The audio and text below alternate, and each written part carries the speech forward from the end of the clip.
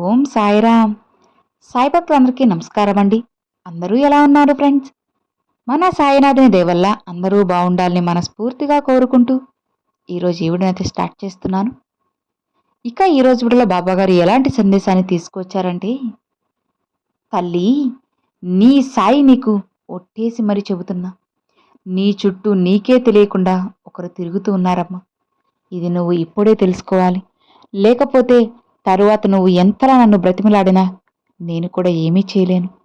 అందుకే నిన్ను హెచ్చరిస్తూనే ముందుగానే నా మాటగా నా వాక్కులను నీకోసంగా తెచ్చేశాను. ఆఖరి వరకు విని అర్థం చేసుకుంటావో లేదా పెడచెవిన పెట్టి తరువాత నువ్వే ఇబ్బంది పడతావో నీ ఇష్టం, విను అని బాబాగారితో చెప్తున్నారండి. మరి బాబాగారు మనకేం చెప్పబోతున్నారో స్వయంగా మన తండ్రి మాటల్లోనే విందామా? బిడ్డా, నీకు ఒక ప్రమాదం ఉందమ్మా. ఖచ్చితంగా నీ బాబా చెప్పేది తెలుసుకుని జాగ్రత్త పడాలి. ఇకనైనా కళ్ళు తెరు. ఎవరు ఎలాంటి వాళ్ళో తెలుసుకో. లేకపోతే అందరూ నా వాళ్లే, మంచివాళ్లే అనుకుంటే తరువాత నువ్వే కష్టాలు పాలవ్వాల్సి వస్తుంది. ఈ లోకంలో అందరూ మనుషులే, కానీ అందరికీ మానవత్వం ఉండదు. అందరూ ఒకేలా ఉండరు. ముఖ్యంగా నీలా మంచిగా మాట్లాడాలని, నీలానే వాళ్ళ మనసు కూడా మంచిగా ఉండాలి అనుకుంటే అది నీ మూర్ఖత్వం అవుతుంది. జాగ్రత్త, సరేనా? తెలుసుకొని జాగ్రత్త పడకపోతే వాళ్ళు నిన్నే కాదు, నీ కుటుంబాన్ని కూడా సర్వనాశనం చేయాలని చూస్తున్నారు. నువ్వు మంచిగా తిండి తింటున్నా, లేదా మంచి బట్టలు వేసుకున్నా, మంచిగా కారు కొన్నా, ఇల్లు కొన్నా, స్థలాలు కొన్నా, పొలాలు కొన్నా, ఏం చేసినా సరే వాళ్ళు చూసి ఓర్చుకోలేకపోతున్నారమ్మా. కాబట్టి వాళ్ళ నుంచి నువ్వు సులువుగా బయటపడాలి. కొన్ని విషయాలు ఇతరులతో పంచుకోకుండా ఉండటమే నీకు, నీ ఎదుగుదలకు శ్రేయస్కరం.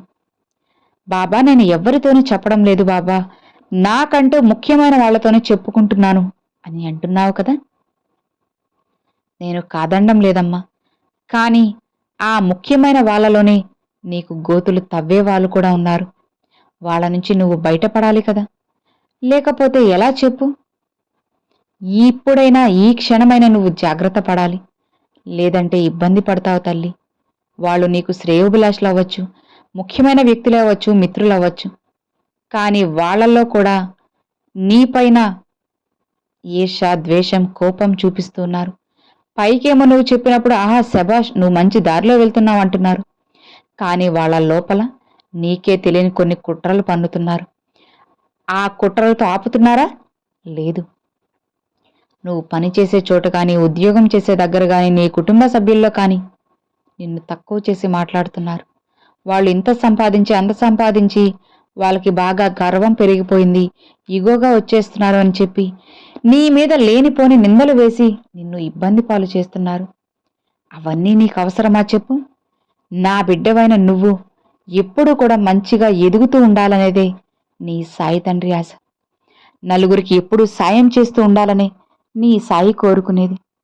అందుకే చెప్తున్నాను, నీ చుట్టూ ఉన్న దుష్టశక్తుల్ని వాళ్ళందరినీ తరిమికొట్టు. దుష్టశక్తులు ఎవరో కాదు, నీపై అమితమైన ప్రేమన్నట్లు నటిస్తూ నీ చుట్టూనే కొన్ని దుష్టశక్తులు తిరుగుతున్నాయి. ఖచ్చితంగా వాళ్ళు ఎవరో తెలుసుకొని నువ్వు జాగ్రత్త పడాలి. జాగ్రత్త పడాల్సింది, ఇంకో దారి నీకు లేదమ్మా. కాబట్టి ఆ చెడు శక్తిని ఇప్పుడే ఈ క్షణమే నీ ఇంటి నుంచి తరిమికొట్టు. నిన్ను తక్కువ చేసి బాధపెడుతున్నారు.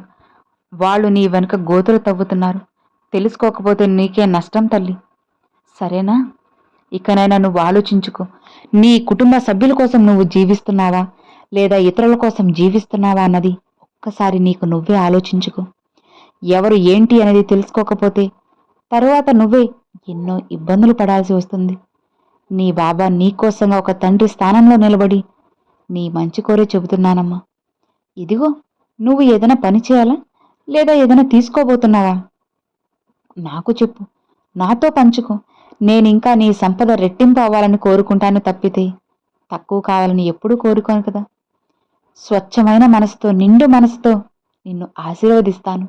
నువ్వు ఇంకా ఇంకా ఎత్తుకు ఎదగాలి అని చెప్పి నా పూర్తి ఆశీర్వాదాన్ని, నీ సాయి అనుగ్రహాన్ని నీకు పుష్కలంగా అందిస్తాను. మిగతా నువ్వు ఎవ్వరికి చెప్పినా పైకి నటిస్తారు తప్పితే లోపల ఇంకా ఇంకా నిన్ను కుళ్ళుకుంటారు. వాళ్ళ కనుదిష్టి దోషం వల్లే ఆ చెడు శక్తి అనేది నీ చుట్టూ తిరుగుతుందమ్మా. అందుకే ఆ దిష్టంతా తొలగిపోవాలి కదా. ఇక నుంచి నువ్వు ప్రతిరోజు కూడా ఇంట్లో పసుపు నీళ్లు చల్లుకుంటూ ఉండు. అలానే దిష్టి తీసుకుంటూ ఉండు.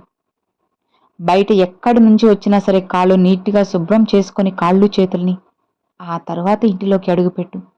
ఇలా చేయడం వల్ల నీ నుంచి వచ్చే ఏ దుష్టశక్తి చెడు శక్తి అయినా అక్కడికక్కడే బయటే ఆగిపోవాలి. గడప దాటి లోపలికి రాకూడదు. సరేనా? ఇక నువ్వే ఆలోచించుకో.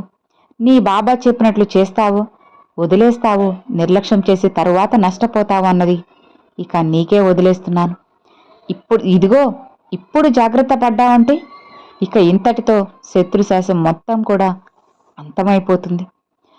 ఏముందిలే, బాబా ఇలానే అంటుంటారు కదా, వాళ్ళు నా ప్రాణమిత్రులు, నా మంచి కోరేవాళ్ళు అని చెప్పి నా మాటన పెడచెవిన పెడితే తరువాత నువ్వే ఇబ్బంది పాలవుతావు. ఆలోచించమ్మా. నీ సాయి మాటలను నమ్ముతావా, లేదా నీకు చెడు చేస్తున్న దుష్టశక్తుల మాటలను నమ్ముతావా? ఎవరిని నమ్ముతావు? నువ్వే చెప్పు. నీ బాబా అంటే నీకు నమ్మకం లేదా? నీ సాయి మాటల మీద నీకు భక్తి లేదా? నమ్మకం లేదా? నువ్వే ఆలోచించి నిర్ణయం తీసుకో. నువ్వు తీసుకున్న ఒక్క నిర్ణయమే నీ జీవితాన్ని పూర్తిగా మార్చేస్తుంది. అలా మార్చాలంటే నువ్వు ఖచ్చితంగా నా మాటల్ని తూచా తప్పకుండా ఆచరించాల్సిందే. అవును. ఇకపై నువ్వు ఇంకొక ముఖ్యమైన విషయం గుర్తుపెట్టుకో. నీకు ఎంత సంపద ఉన్నా సరే నీ తలకి మాత్రం అహాన్ని, గర్వాన్ని, కోపాన్ని అస్సలు రానివ్వకు. నాకేంలే, నేను ఇంత సంపాదించాను అంత సంపాదించానని నువ్వు ఎప్పుడైతే అహంకారంతో గర్వంతో విర్రవీగిపోతుంటావో ఇక ఆ క్షణం నువ్వు కుప్పకూలిపోతావని మర్చిపోవద్దు. ఎంత ఎత్తుకు ఎదిగావో పాతాళానికి వెళ్ళిపోవాల్సి వస్తుంది. కాబట్టి పొరపాటున కూడా నువ్వు రూపాయి సంపాదించినా కూడా అహంకారం, గర్వాన్ని నీ దరి చేరనివ్వకు. నీ బాబా నీకు ముందుగానే చెప్పి నువ్వు ఎలా ఉండాలి అనేది కూడా నేను హెచ్చరిస్తూ చెబుతున్నాను. నా మాటల్ని పెడచెవిన పెట్టావా, తరువాత నువ్వు ఎంతలా వచ్చి నన్ను ప్రాధేయపడినా, ఎంతలా నా పాదాల దగ్గర శరణు వేడినా నేను కూడా ఏమీ చేయలేనమ్మా. నువ్వే చెప్పు తల్లి. కాలక ముందే ఆకులు పట్టుకుంటావా, లేదా చేతులు మొత్తం కాలాక ఆకులు పట్టుకుంటావా? ఆలోచించు. మన చేతులు కాలక ముందే జాగ్రత్త తీసుకోవాలి కదా. లేదు, అది కాలుతుంది అని తెలిసినా కూడా పట్టుకుంటే అది నీ మూర్ఖత్వం అవుతుంది. తెలిసి తెలిసి నువ్వు తప్పు దారిలో వెళ్ళొద్దు, తెలిసి తెలిసి కష్టాలను కొని తెచ్చుకోవద్దు అని చెప్పి నేను ఇంతలా ప్రాధేయపడుతున్నాను, ఇంతలా నేను తాపత్రయపడుతున్నాను. ఇప్పుడు ఆ దగ్గర నువ్వు వెళ్తే పడిపోతావు అని తెలిసినప్పుడు వెళ్ళడం ఎందుకు తల్లి? ఇంకొక దారిని వెళ్ళు. నీ లక్ష్యానికి ఒకే దారి ఉందా చెప్పు? బోలెడు మార్గాలున్నాయి. అన్ని మార్గాలను నేను నీకు చూపుతాను. ఇక నువ్వు ఏమాత్రం భయపడాల్సిన అవసరం లేదు. సంతోషంగా ముందుకు వెళ్ళొచ్చు. నీ బాబా ఏం చెప్పినా ఏం చేసినా సరే అన్నీ నీ మంచి కోసమేని నువ్వు మర్చిపోవద్దు. నీ సాయి తండ్రి ఎల్లవెల్లా నీకు తోడున్నాను కదా. మరి ఎందుకు నీకు దిగులు, ఎందుకు బాధ చెప్పు?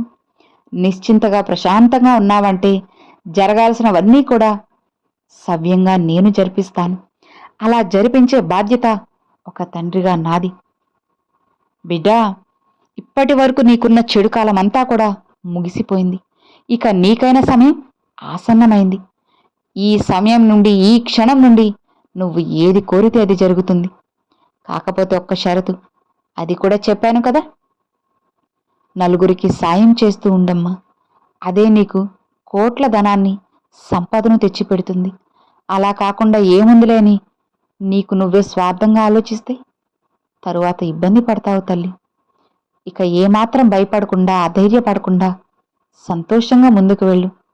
నీ సాయి తండ్రి ఎల్లవెల్లా నీకు రక్షణ కవచంలా ఉంటాను. నిశ్చింతగా ధైర్యంగా ఉండు అని బాబాగారైతే చెప్తున్నారండి. సో విన్నారు కదండి, ఈరోజు బాబాగారు పంపించిన ఈ సందేశం మీ అందరికి నచ్చిందేననుకుంటున్నాను. నచ్చితే ఒక చిన్న లైక్ చేయండి, మరికొంతమంది సాయి భక్తులకు షేర్ చేయండి. ఫస్ట్గా మన ఛానల్ చూసారు సబ్స్క్రైబ్ చేసి సపోర్ట్ చేయండి friends. Thanks for watching. Om Sairam.